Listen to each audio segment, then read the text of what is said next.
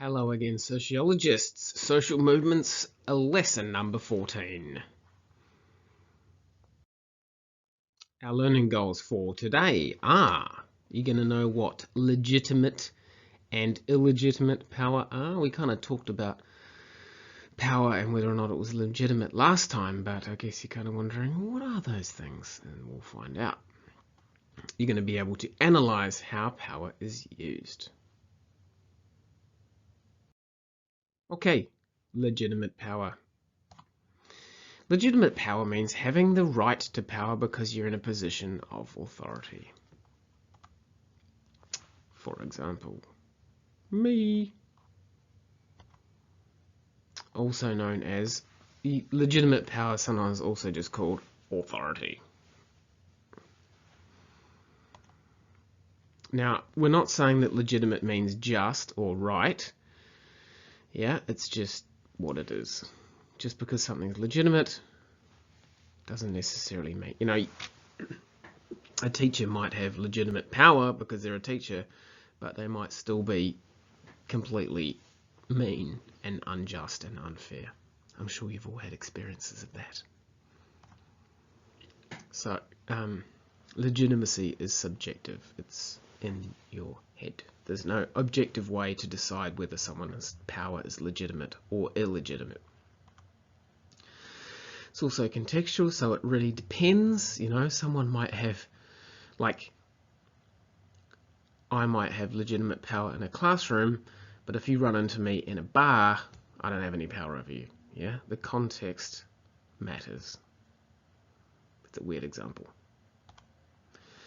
So yeah, following on with the whole subjective thing, it's when people believe that someone's got legitimate power, that means that they've got legitimate power. That's as simple as that. Now, protesters, i.e. groups who are involved in social movements, often question the legitimacy of authority. That's often one of the whole points of their attack. Random slide alert. It's pretty cool though. So, that was legitimate power. Here's some illegitimate power. Illegitimate power is power that needs threats or the use of force.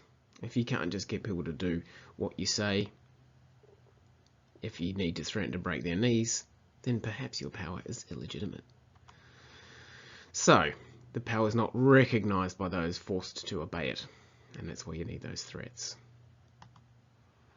How do people respond to illegitimate power? They might resist. They might disobey. Resistance, think the French resistance, resisting the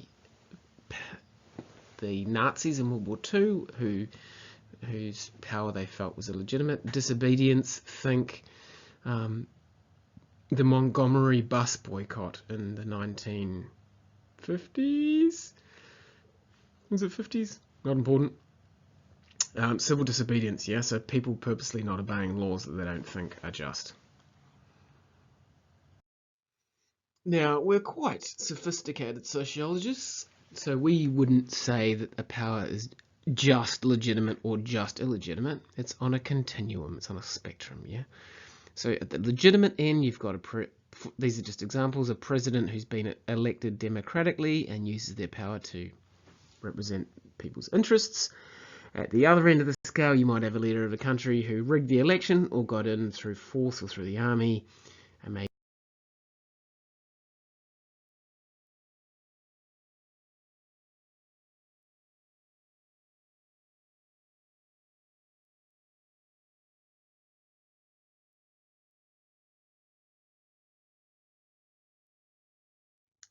righty-ho, it's an activity. So, two things. First, I want you to explain the difference between Weber's three types of authority. Remember, there was traditional, rational, legal, and charismatic. What are the differences between those three types of authority? Second thing I want you to do, what kinds of changes and shifts can occur in positions of authority? So, how does a person gain authority? How do they lose authority? Give me a couple of interesting comments about that. Okay, our first lesson, our first what? Our first video is called Legitimate Power. Check it out.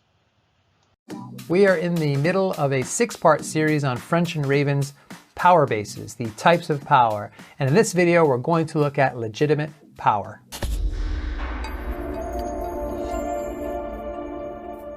Hey there, welcome back. Alex Lyon here. This channel is called Communication Coach. We're here for your professional development. And we're in the middle of a 6-part series on French and Raven's power bases, the types of power. In the last couple of videos, we looked at reward power and coercive power. Now we're looking at legitimate power. So broadly speaking, French and Raven describe power as a type of social influence, where a person A, we'll call them the leader, does or says something that influences person B, the follower, to change their attitude, their belief, or their behavior in some way. Anything that I can do to get you to comply is a type of power. And we're going to be looking specifically at legitimate power. And this one's a little different from the others, and I think it's pretty fascinating because it depends a lot upon the follower's acceptance. In fact, here's how I would paraphrase French and Raven's definition. Legitimate power comes from the follower's acceptance of the right of the leader to require the changed behavior and the follower's obligation to comply. So essentially that means, in everyday language, when I, as a follower, accept this power arrangement, what I'm accepting is the legitimate power of the leader to take action, to make decisions. When I say things like, well, that person has the right to make the schedule, or I'm obligated, or I really should because they're in charge. When they use phrases like that, they're indicating legitimate power. So the leader came to power by some process, by some selection process, some election process, or perhaps tradition.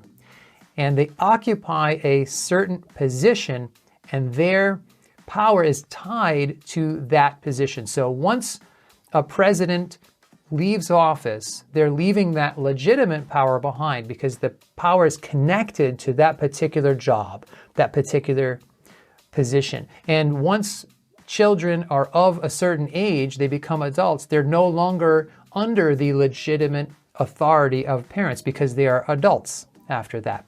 And that's really the nature of this power. It's tied to a position. So let's talk a little bit about job description, because really that's where this comes down to. If you as the leader are in a position, typically there are specific responsibilities in the job description that are tied to that position. So if you become a manager, you might do things like make the schedule, you hire and fire people, you make compensation decisions like raises or bonuses for people. Those are part of the job description. And again, when you leave, then you don't take those with you. Once you retire, you're no longer going to make the schedule for people at work. Once you get a promotion to somewhere else, you no longer make the schedule for that old team. So legitimate power is tied to that position. Now here's where for me it gets really interesting. If your followers accept that that's your role, then you have that legitimate power. Sometimes, however, people will challenge your authority in a certain area. They'll challenge a decision. They'll say, I don't know if you should have done that without asking us first, because this influences us. What's happening there is they're questioning your legitimate authority. It doesn't mean that you're going to give in. It just means when you hear questions like that, they're questioning your authority to do that. So I want to give you 2 examples of times I've seen this happen, 2 sides of the coin. So many years ago, I was in a little bit of trouble at work. Not really. It wasn't anything I did wrong, but I was dealing with my boss's boss, who was really hard to handle.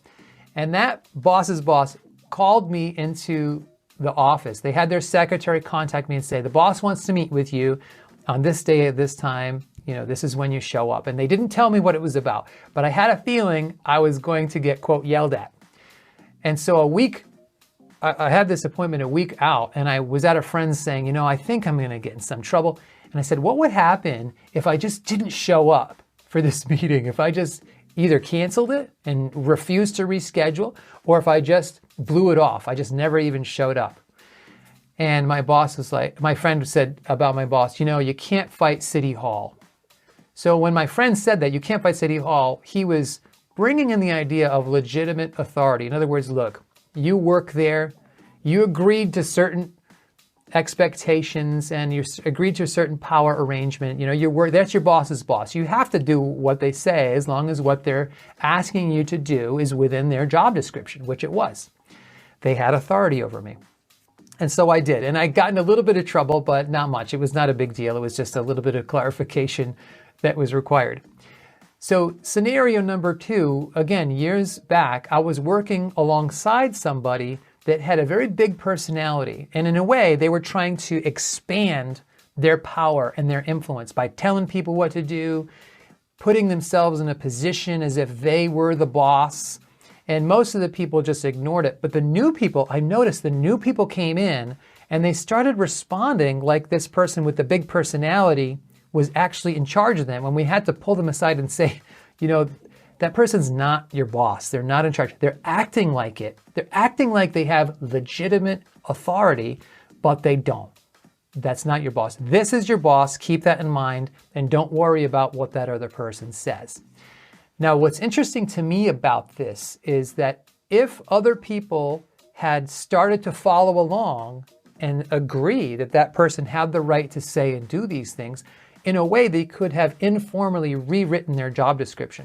So legitimate power, yes, it's tied to a position and to job responsibilities, but sometimes people can define those duties broadly and in a way make power moves to expand their role and get more legitimate authority. So I think it's a fascinating one. And the other part of it is once people accept it, then it's backed up by coercive power. So let's say the President of the United States has legitimate power, but he also is backed up by coercive power by the military. And it's like that in the classroom where the teacher has legitimate power to assign the grade, but it's backed up by coercive power. The teacher can deduct points off an assignment if it's late. So I like to say that legitimate power is supported by coercive power, even if we never mention possible punishment. We all know that that comes with the legitimate power. The power to punish comes with legitimate power. So that's how those two are connected. So 2 things before we go. First of all, the next video in this sequence is on referent power. And really that's, again, the opposite side of the coin of legitimate power. It doesn't have to do with your position. It has to do with something else. So stick around for the video on referent power. And the second thing I want to leave you with is a free resource. I've created a free PDF download, the Essential Professional Communication Skills download, the kinds of skills that every leader should be developing. And I've put it in a PDF, just a few pages, and you go to the link in the description below this video, you click there, you put in your email, and I email you this downloadable quick guide that'll help you with your professional development. So thanks, God bless, and I will see you in the next video on referent power. Our second video is from our friends down there in TED Ed, and it's called How to Understand Power.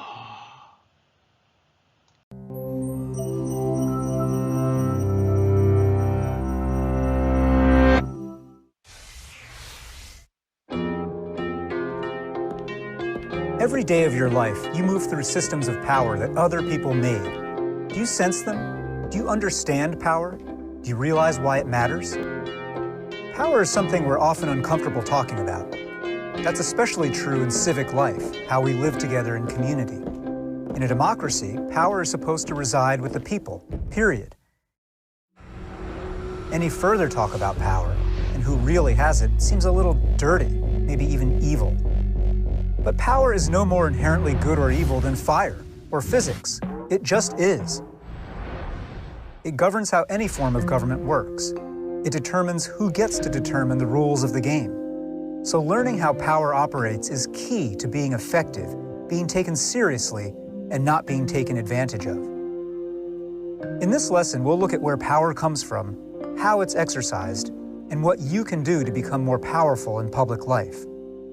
Let's start with a basic definition. Power is the ability to make others do what you would have them do.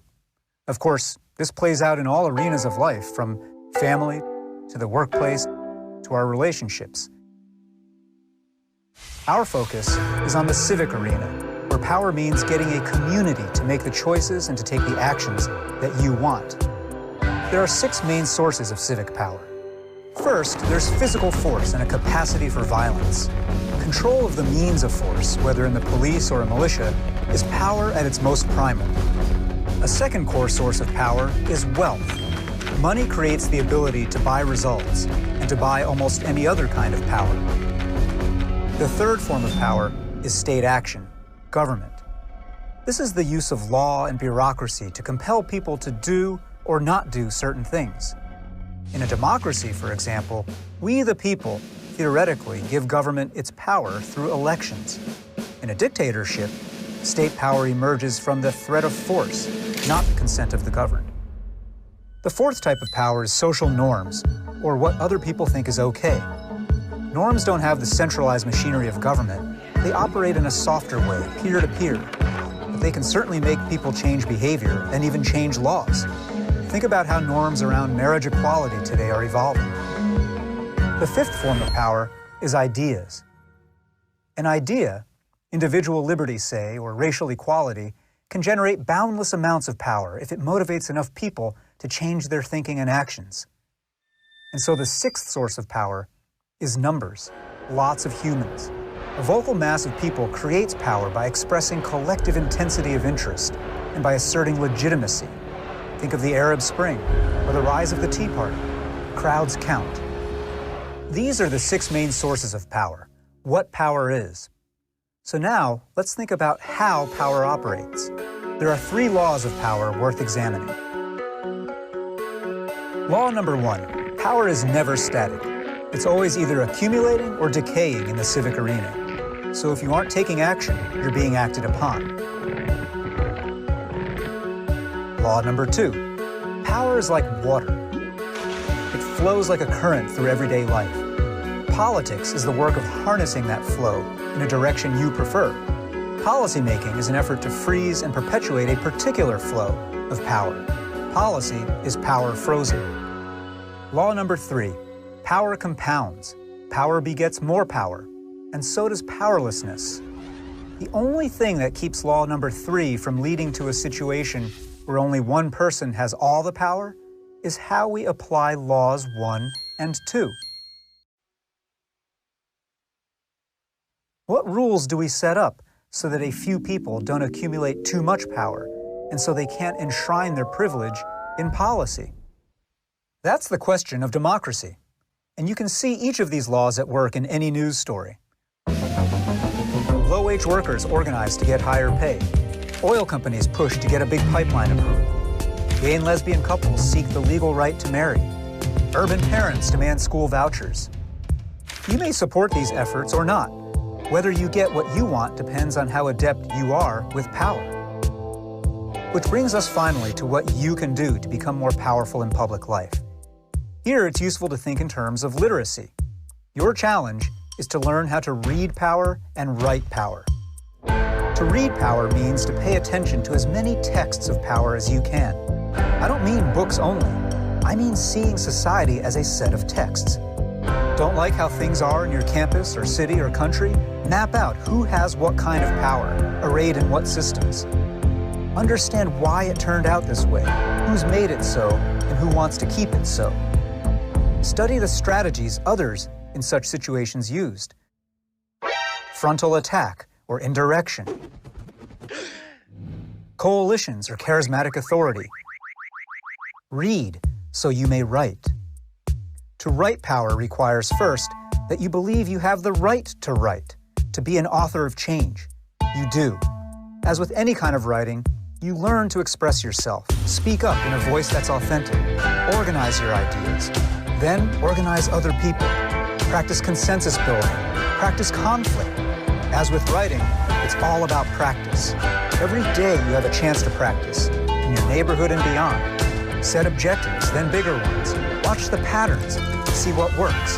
Adapt, repeat. This is citizenship. In this short lesson, we've explored where civic power comes from, how it works, and what you can do to exercise it. One big question remaining is the why of power. Do you want power to benefit everyone or only you? Are your purposes pro-social or anti-social? This question isn't about strategy, it's about character. And that's another set of lessons. But remember this: power plus character equals a great citizen, and you have the power to be one.